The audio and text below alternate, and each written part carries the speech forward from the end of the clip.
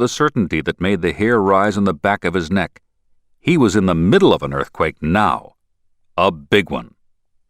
The ground heaved, pitching Jonathan into the air. Jonathan hit the ground hard, jarring every bone in his body. Immediately the earth below him moved, tossing him into the air again. As he dropped back down, he saw the trunk of a giant redwood tree tremble. The huge tree swayed back and forth for a few moments and then tilted toward Jonathan. Frantically, he crawled to his left, rushing to get out of the tree's path. The roots ripped loose slowly, as if not wanting to relinquish their century-long hold on the dirt. As Jonathan scrambled across the unsteady ground, he clenched his teeth, bracing himself for the impact. The tree fell. Air whizzed across Jonathan as the tree trunk dropped past, and branches brushed his shoulder, scratching his arms. The redwood crashed beside him, missing him by only a few feet. It thudded down, landing at an angle on another fallen tree. Dirt and dry leaves whooshed into the air and then settled slowly back down. The earth shuddered, but Jonathan didn't know if it was from the impact of the tree or another jolt from the earthquake. With his heart in his throat, Jonathan crept away from the redwood tree toward Abby. Beneath him, the ground swelled and retreated like ocean waves. Twice he sprawled face down in the dirt, unable to keep his balance. The second time he lay still with his eyes closed. How much longer would this go on? Maybe he should just lie there and wait until this earthquake was over. "Mommy!" Abby's shrill cry rose above the thundering noise. Jonathan struggled toward her again, his heart racing. When he finally reached her, he lay beside her and wrapped his arms around her. She clung to him, sobbing. "We'll be okay," he said. "It's only an earthquake. Only an earthquake." He remembered magazine pictures of terrible devastation from earthquakes. Homes toppled, highways buckled, cars tossed upside down, and people crushed in debris. Only an earthquake. "We have to get under shelter," he said. "Try to crawl with me." Keeping one arm around Abby's waist, he got to his hands and knees and began crawling forward on the undulating ground. "I can't," Abby cried. "I'm scared. The ground is moving." Jonathan tightened his grip, dragging her across the ground. A small tree crashed beside them. Dust rose, filling their noses. "I want Mommy!" Abby shrieked. He pulled her to the trunk of the huge redwood tree that had uprooted.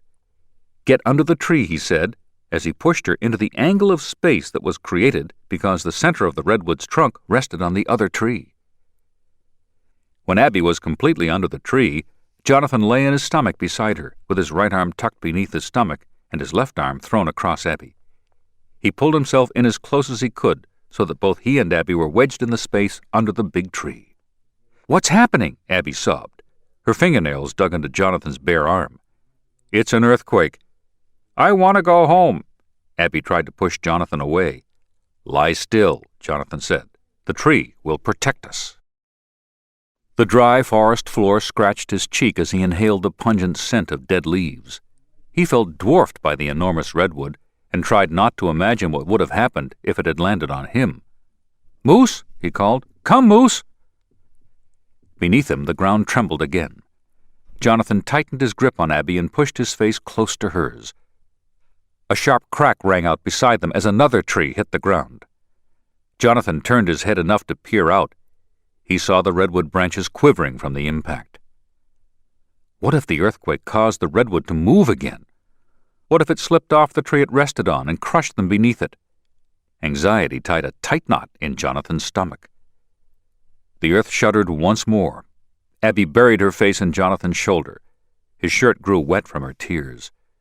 The jolt did not seem as severe this time, but Jonathan thought that might be because he was lying down.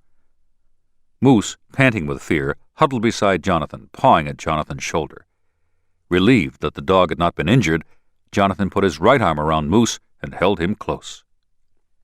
As suddenly as it had begun, the upheaval stopped.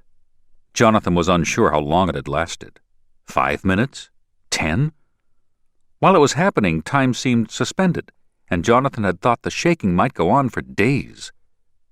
The woods were quiet. He lay motionless, one arm around Abby and the other around Moose, waiting to see if it was really over. The air was completely still. After the roar of the earthquake, the silence seemed both comforting and ominous.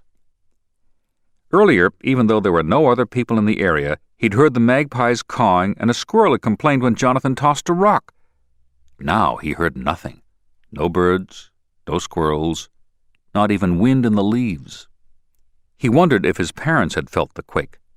Sometimes he knew earthquakes were confined to fairly small areas. Once, Grandma Whitney had called them from Iowa. She had seen news reports of a violent California earthquake less than 100 miles from where the Palmers lived. "Are you all right?" Grandma cried when Mrs. Palmer answered the phone. "Was anyone hurt?" Grandma had been astonished when none of the Palmers knew anything about an earthquake. After several minutes of quiet, Jonathan eased out from under the tree. He sat up and looked around. Moose, still trembling, licked his hand. Jonathan put his cheek on the dog's neck and rubbed his ears. He had chosen Moose at the animal shelter more than 6 years ago. The Palmers had planned to get a small dog, but the moment Jonathan saw the big golden retriever, who was then 1 year old, he knew which dog he wanted. Mrs. Palmer had said, "He's too big to be a house dog." Mr. Palmer said, "I think he's half moose." Jonathan laughed and said, "That's what I'll name him, Moose." His parents tried unsuccessfully to interest Jonathan in one of the other smaller dogs before they gave in and brought Moose home. Despite his size, Moose was a house dog from the start, and he slept beside Jonathan's bed every night. They played fetch and their own version of tag, and Jonathan took Moose for long walks in the county park. In the summer, they swam whenever they had a chance. When Abby had her accident and Jonathan's parents focused so much of their attention on her, Moose was Jonathan's comfort and companion. Now, in the devastation of the earthquake, Jonathan again found comfort in the dog's presence. He let go of Moose and looked around. "Wow," he said, trying to keep his voice steady. "That was some earthquake." "Is it over?" Abby's voice was thin and high. "I think so."